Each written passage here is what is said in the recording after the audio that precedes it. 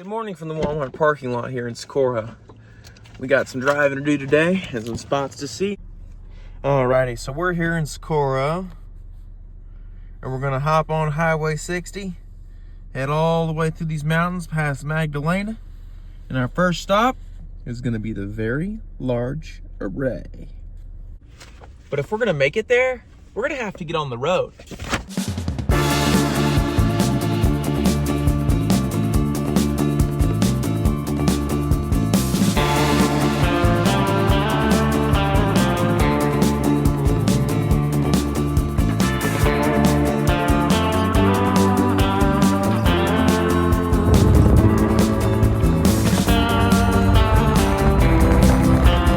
The Very Large Array, or VLA as it's more commonly referred to, is about an hour's drive west of Socorro, New Mexico.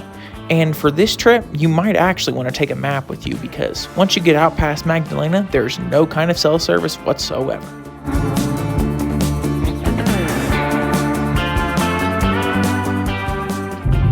I would have to agree that that is a very large array.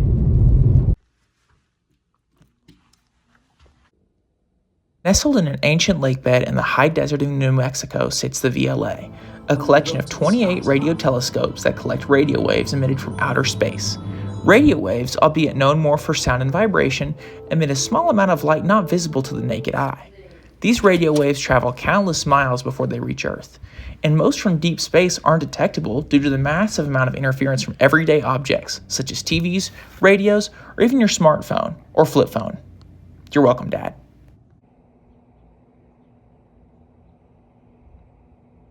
These telescopes are 25 meters in diameter and stand almost 35 meters tall.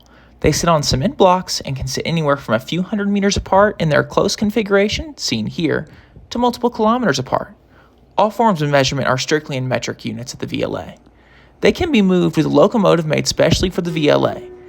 Due to the sensitive and delicate nature of these telescopes, the max speed they can be moved at is 3 kilometers an hour. It can take sometimes an entire day to move from one location to the next. But ironically enough, each telescope can be connected to their data hub in about 20 minutes.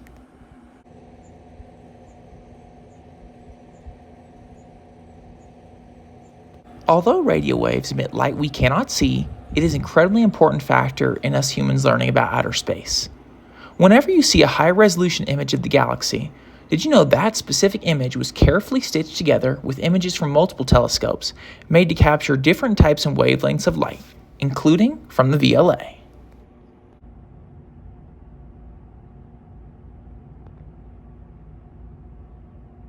Last but not least, I paid a visit to the barn, a specially constructed structure for the service of these telescopes. Although the VLA has 28 individual telescopes, the array allows for the use of 27. One telescope is always out of service. Each is rotated in and out of service every so often, or for necessary maintenance. That was so worth it. That was incredible experience. The video's great, and those telescopes are huge. It's awesome.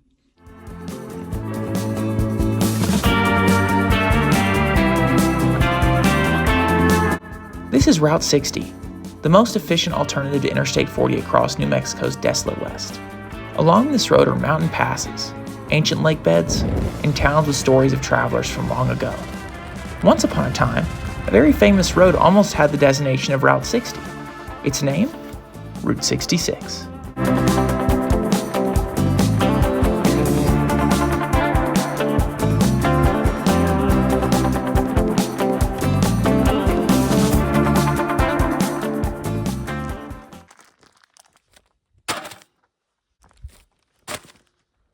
Nice, got it on there.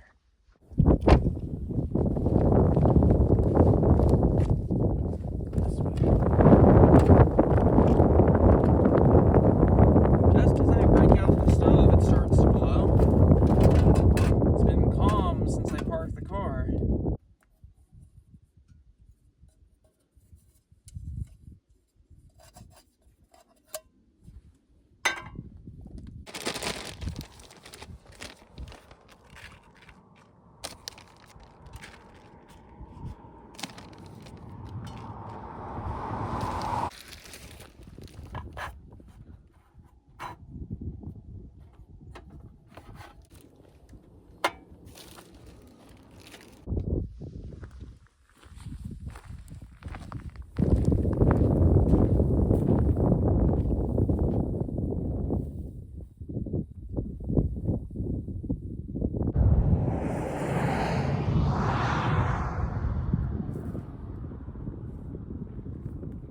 There are lots of reasons that I could sit here and tell you, or stand here actually, why I do what I do and why I choose to live this way.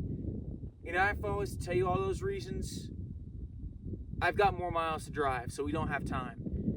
Basically, to sum it all up, 5-minute version is that right there. Not any specific thing out there, just this incredible landscape, this natural beauty, and this quiet and this simplicity. This spot ain't on no map nowhere. I mean, it could be. But it's spots like this, things like this, and moments like this that just remind me why I choose to live this life. Because it's absolutely beautiful out here. It's a perfect day, perfect driving day, perfect day for anything, except for maybe water skiing, because there's no lake here. But I digress. There's a song that I really like, and there's a very specific version of that song where the singer, he's telling a story. And the song is about a place that's very special to him. And in the story, he says that he goes to this place, and it's an actual physical place that he goes to. And we all have a place like this. And someone tells him one day, you go there just to escape reality. And he's thinking like, well, maybe I do go there to escape reality. But then he stops for a second and he says, wait a minute, you got it all wrong. I go there to escape to reality and all these problems that I create for myself.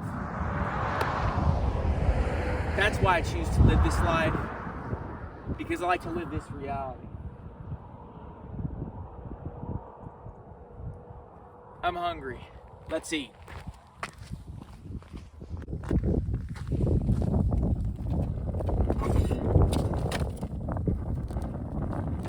Perfect.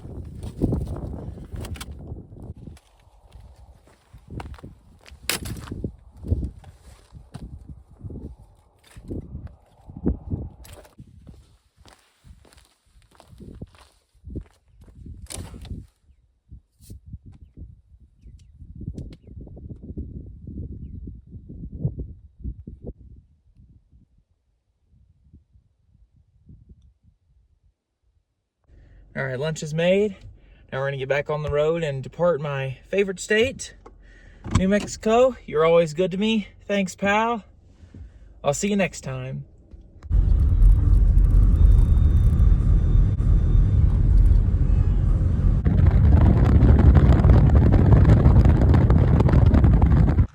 Welcome to Petrified Forest, and I'm filming here because we can film in national parks again.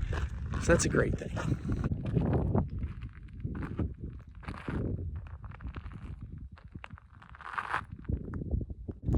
How about a little history lesson here at Petrified Forest? So this is some petrified wood right here, and it's all over this park, of course, with the namesake being Petrified Forest. And this wood is very, very old, hundreds of millions of years old. It dates back to the time of the dinosaurs. And the reason it's so well preserved and there's so much of it here is because when it became warmer and drier, it was preserved so well under the soil that when the soil began to erode away, it had it perfectly enveloped, kind of like a little bit like mummified if you think about it. And they found all kinds of things out here that were protected, like petrified wood and even dinosaur bones.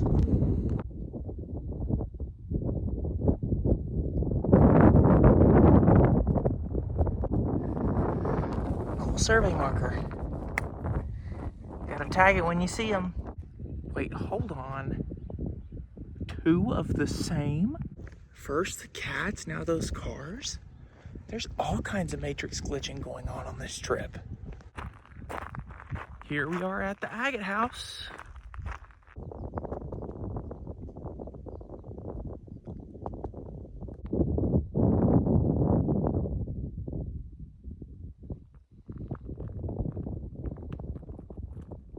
We're here at the agate house at the end of the trail here. This is circa to about 1,000 years ago. That's when they believe around the time that it was occupied. And petrified wood made up a lot of these homes in the area. They've uncovered a lot of homes and structures made out of petrified wood, which makes sense because it's all over the place here, hence the name.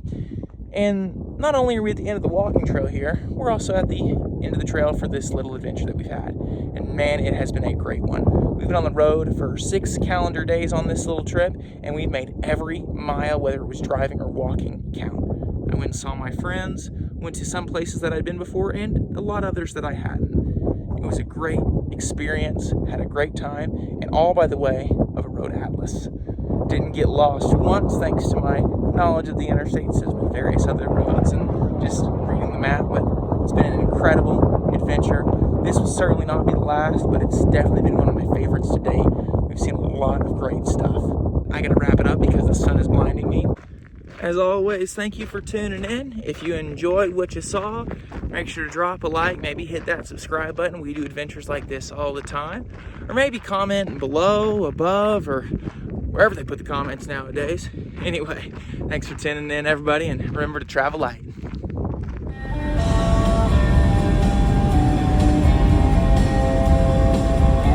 As I headed west into the setting sun, I couldn't help but feel accomplished that I had not only completed my challenge I had set for myself for this trip, but exceeded all the goals I had set out to accomplish.